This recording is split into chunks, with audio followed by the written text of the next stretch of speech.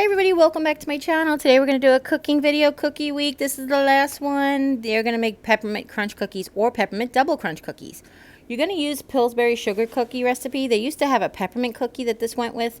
So what we're going to do is we're also going to use these peppermint starlights, basically any round peppermints. And then you're going to need some flour, a quarter cup, as well as we're going to use candy melts, or you could use 2 cups of white chocolate chips plus oil. Or actually, you can actually use milk chocolate chips if you want to, or semi-sweet. That's just for dipping and coating. So I'm going to show you both finished products, okay? So the very first thing we're going to do is we're going to unwrap 24 Starlight Mints.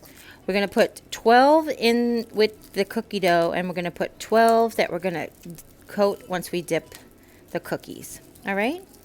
So this is us. Look at all the little elf hands. Just every once in a while, Mom just hands over one, Jim hands over one. It looks like a lot of little hands unwrapping peppermints. So what we do is we take our meat mallet. I do 6 in a bag at a time. That makes the best consistency. And actually, you can see I'm using the side of my meat mallet in a Ziploc bag. This is where we like to buy those heavy-duty Ziploc bags, because other Ziploc bags will just break open with the sharp mints. So we just do 6 at a time. And they make dust, and we save all the dust. No, just kidding. We don't save the dust. But what you want to do is, I like to soften the dough a little bit. Not leave it out for a very long time, but I take it out about 30 minutes before I'm ready to cook. And the reason I do that is first of all, it's easier to blend them together. It's really what it is. So what you want to do in the bowl of your mixer or stand mixer, again, stand mixer or hand mixer, both work great here. You want to add your cookie dough, your 1/4 cup flour, and half of the mints. Now, the recipe says 24 mints, mix 2/3 cups of crushed mint, and then put 1/3 cup in with the dough. Yeah, just crush 12 of them. Crush 12 of them for the dough, and then crush 12 of them for the topping. That's all I want to tell you, all right?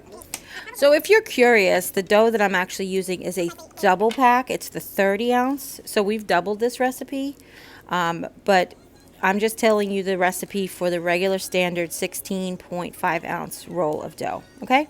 Now, this recipe, Pillsbury used to make a peppermint slice and bake cookie that they haven't carried in the last couple of years. That was what Mom used to do, and it was a favorite, and that made it super easy, because basically you could skip the step.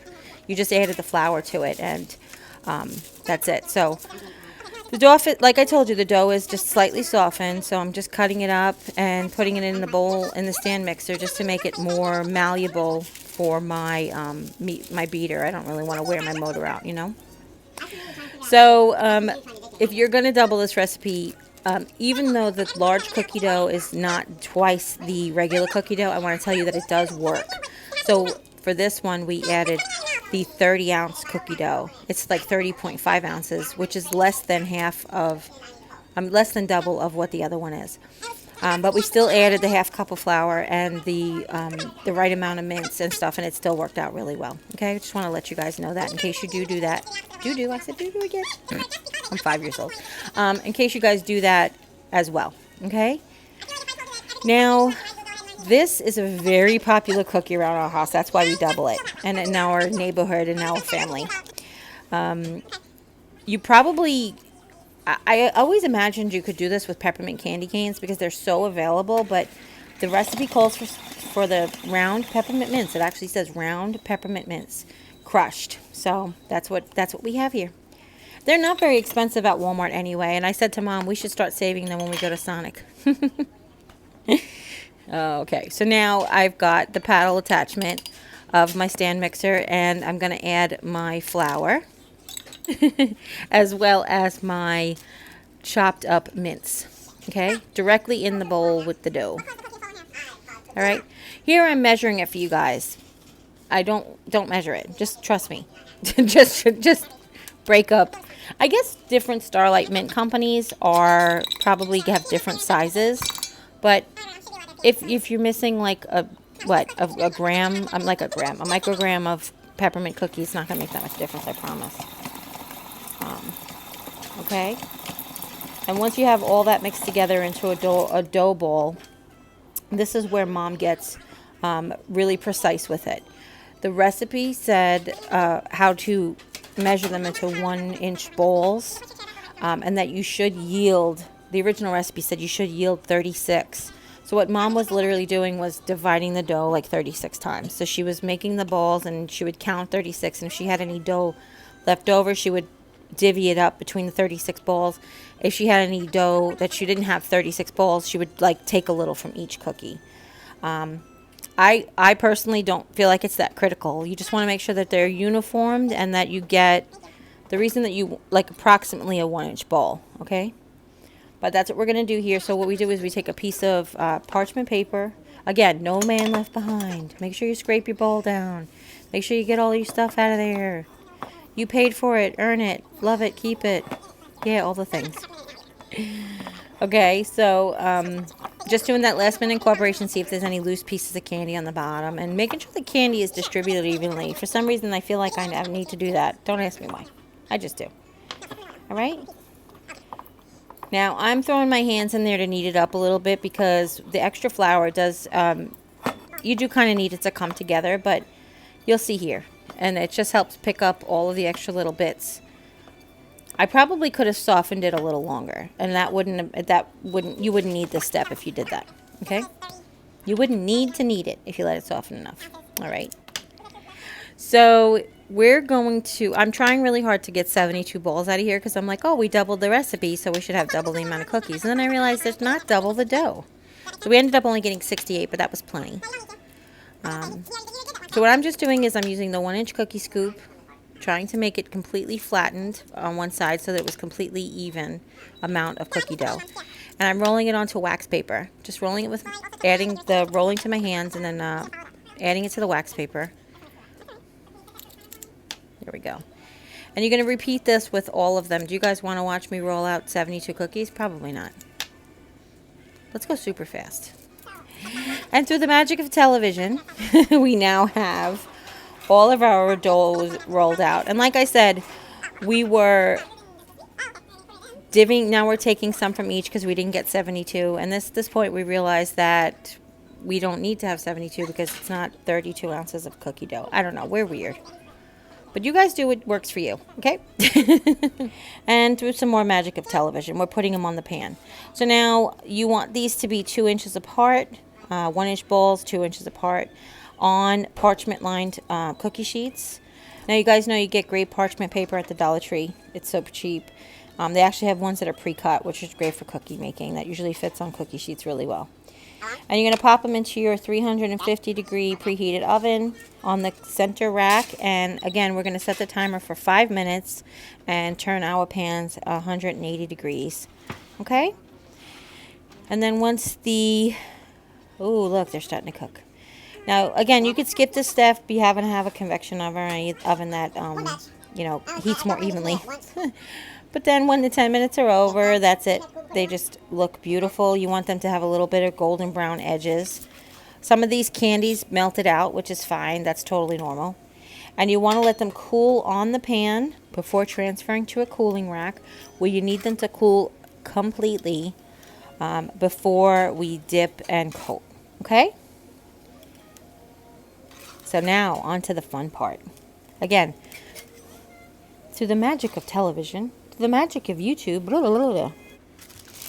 Okay, so now we're going to get on to the dipping part. Now, we've done the vanilla chips and the little bit of oil. We've tried this new microwave at this house. We've not been successful. I don't know why. So we resorted to candy melts a few years ago, and they've been working perfectly for us. This is Wilton brand candy melts. This is in bright white because the peppermint sort of is bright white, as opposed to just a regular white that almost looks like French vanilla. Now, the way I like to do my microwave, hi Jerry, is I like to set it for 4 minutes and reduce the power to 50%, but then I check it in 30-second intervals. This way I don't have to keep setting my power to 50%. Trust me, you guys want to do this. And that's Mom in the back crushing more peppermints for the coating. Like I said, we did 12 that we put inside the batter and then 12 that we're going to put for the coating. Now, because the original recipe calls for 2 cups of white chocolate pieces plus the little oil, this is actually a whole bag of candy melts that we're going to use because we're making twice as many cookies as you would have with the single recipe, okay? So I like to use a fork to mix my candy melts in, and I love my Pyrex bowl. This is a Pyrex bowl that I bought for 99 cents on their website ages ago. I bought actually one for all my brothers and sisters. I made sure everybody had one because they're the best. Hi everybody. Hi Jim. Look, Jim's there. Jim's holding the camera. Hi Jim. Well, watching the microwave go around. Wee wee wee wee. If you guys have never done candy melts or whatever, and you want to see a video on how I can make like party candies or whatever, just let me know, because that's something we definitely can do. I mean, I don't have any secrets that aren't out there in the universe already, but I know you guys love for me to show you stuff, so it makes you feel warm and toasty inside. I don't mind. Okay, we used to make lollipops for parties. I have some candy molds that are up in the attic, but yeah, sweet 16s, baby showers, all the things, christenings. You know, I have roses, and I had baby carriages, and all the cute little candy molds. But yeah, it's not a very difficult thing to do. It just takes practice, and you got to learn how to work with the melts, and then really the sky's the limit after that. So now I know it's going to be just about done right now, and I'm going to take my rubber spoonula, and I'm going to use it because whatever you leave on the outside of the bowl can get hard fast, and then when you go to reheat it, sometimes that can get burnt. So I like to take the rubber spoonula and clean down the sides. This is not a necessary step. This is just necessary for me. So what you're going to do is you're going to dip half the cookie in the white chocolate. Make sure you shake off whatever excess. You don't have to do the back and the front. As a matter of fact, it's probably better just to do the front because it saves you on chocolate. But you want to dip it in, and then we're just dipping it in the crushed candies. This time we crush the candies in a Ziploc bag and put them in a bowl that we can manage them. We like a smaller bowl that'll accommodate the cookie because it will make the candy pile higher and it make it easier to dip. And that's it. So here they are without the dip, and here they are with the dip. So I hope you really enjoyed this tutorial. If you have any questions at all, leave them in the comments down below. Don't forget to share this video with friends and family, anybody you know who might be interested in learning how to make these from Pillsbury. And if you haven't yet, click subscribe, and when you do, a little bell will pop up. When you ring that bell, YouTube will let you know whenever I upload a new video. And as always, take care, God bless, and we'll see you next time. Bye!